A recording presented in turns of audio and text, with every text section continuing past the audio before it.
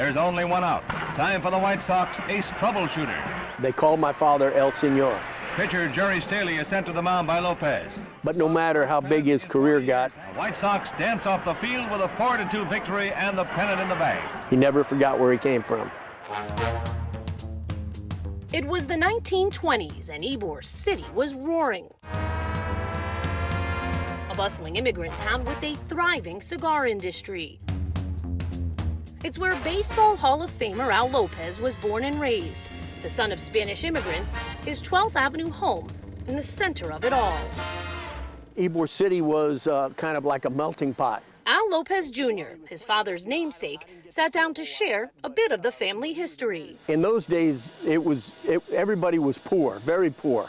My grandfather worked in the cigar factory, but my father never was in for that, and he was lucky that he was a ball player. Lopez learned from his older brothers, and the sandlots of Ybor soon became his stomping grounds.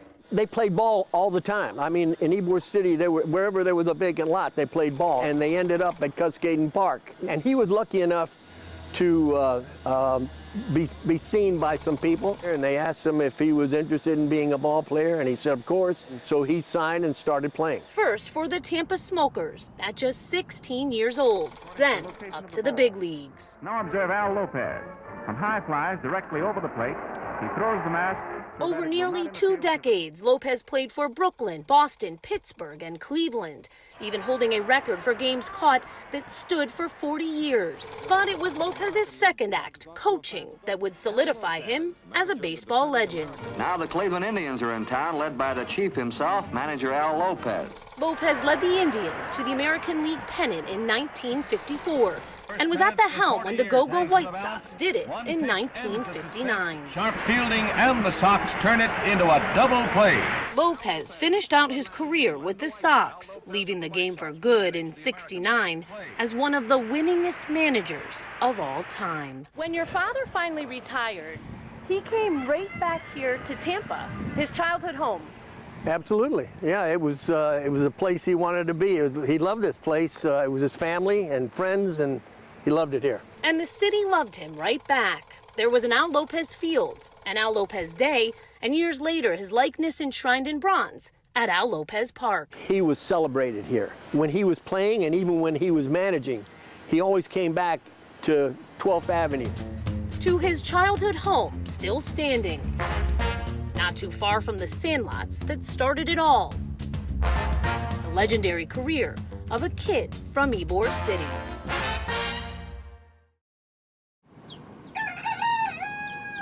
As the morning light touches down on the cobblestone streets of Ybor, the very same sun rises over a little piece of Cuba. Isla de Cuba.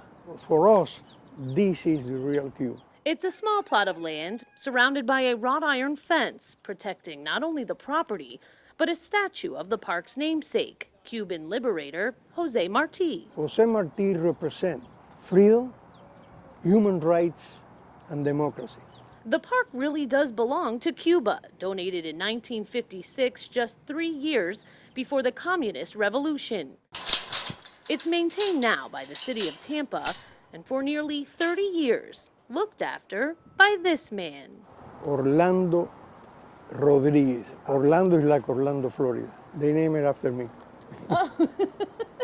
A retired colonel in the United States Army, Orlando is the founder of the Cuban Historical and Cultural Center.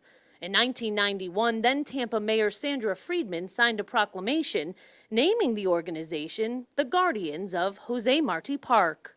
The park became a symbol of freedom. It's the only place that Cuba is free in the world, is here. Like Jose Marti before him, Orlando, an exile, leaving Cuba as Fidel Castro came to power. And my father, that was a lawyer, I knew him very well from the university, he told me, Orlando, you won't survive this. You have to get out of here. And that's what I did. But Orlando would return to Cuba in 1961 as part of the Bay of Pigs invasion, where he was taken prisoner. When I came out, my weight was 99 pounds. You survive if you want to survive. your mind. And you survive every kind of situation, depend on you. Now 83 years old, Orlando focuses on his beloved park. In the 1960s, it was the site of many clashes between anti and pro-Castro Cubans. A community divide that still rears its head from time to time. Over the years, you've had what you believe to be pro-Castro vandals in the park. Yes, so you see that place right there? That's where they broke their arms and put it completely off.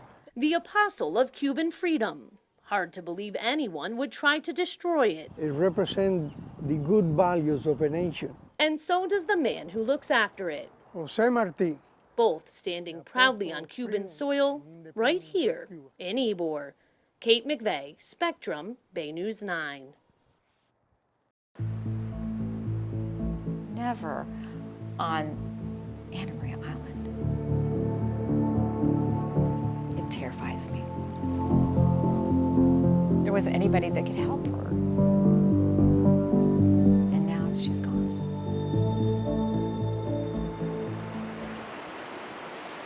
There's something about the sound of waves crashing along the shore. A signal to those passing by that this is a piece of paradise. She just loved being a part of Anna Maria. And it seemed the feeling was mutual. Many on the island counted themselves a friend of Sabina Musso-Buehler. She was my boss at the Trade Winds and Tortuga resorts on Anna Maria Island. She always wanted to have her own resort, so they purchased Haley's, and they made it into something so fun and retro, and I mean, people just loved it. Hello, welcome to Haley's Motel. Please join me for a tour. Nancy Ambrose remembers how happy Sabina and her husband were, but while their business thrived, their marriage did not. Better off as friends, Nancy recalls, and they both moved on. And she was feeling good about herself, and you know, everything was kind of coming together. And then here he comes. You know, I think he said all the right things. A younger man named William Cumber, fresh out of prison for an arson conviction. But, says Nancy, Sabina was enamored. I think she was in love with him.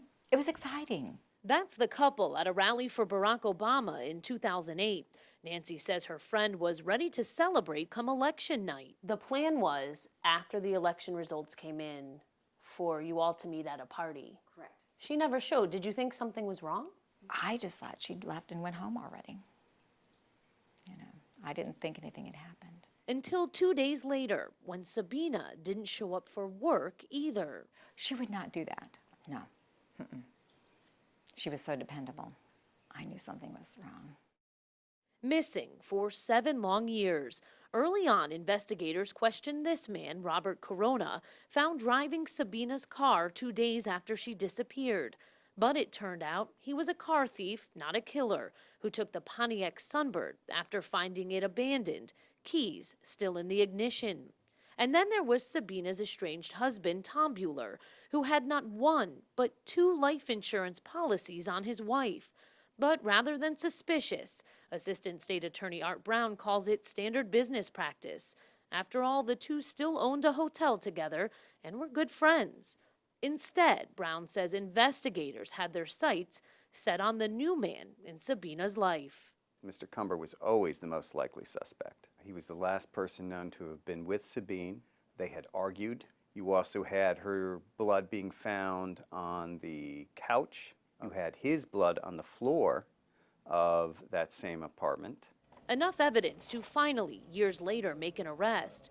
Why it took so long, we couldn't get an answer. The Manatee Sheriff's Office refused to comment. But faced with a murder trial, William Cumber took a deal. He not only confessed, but led investigators to Sabina's body. She said that she couldn't do this relationship anymore because of certain issues. What happens at that point? I lose control. I hit her in the head. She gets scared and she covers her face with her hands. Reached and grabbed her throat until she wasn't moving.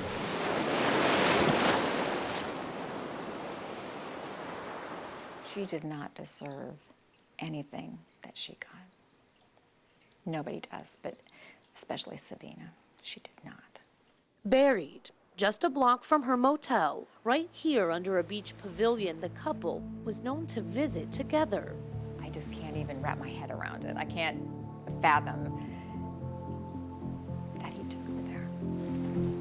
A clear view of the water, its waves sounding against the shore of Sabina's once paradise. In Manatee County, Kate McVeigh, Spectrum, Bay News 9. I was a lieutenant colonel in the Army Air Forces and flying a P-38 over the beachhead on D-Day. Well, the P-38 had a twin tail boom, and it was easily recognized from the ground in hopes that friendly forces would not shoot at us. Well, our primary job was to escort the bombers. German fighters were good fighters, and they had a lot of them, and they were after the bombers before they dropped their bombs. We shot them down by the hundreds. After the war was over, you told me that you went to Eagle's Nest. Oh, after the war was over, we didn't have anything to do. So I decided to tour southern Germany. Eagle's Nest was Hitler's hideout. It was really quite a house. When we got there, there was still a few plates left on a piece of furniture, and so we sailed those off the cliff. Did that give you some satisfaction, tossing those? It may have. I was pretty mad at the Germans, and you can imagine I would be after having gone to Dachau and another one of their death camps. It's a terrible memory. Your service was far from over when the war ended. You went on to become a senator. Oh, I got talked into running for the Senate. I never had any intention. Then you went on to head the Republican Party during Reagan's campaign. I was the chairman of Pinellas County Republican Party, and I was very involved in the Reagan campaign. As a matter of fact, I got to know him quite well. You've lived a good life. Well, I sure got a lot of memories. No question about that. Proud and lucky.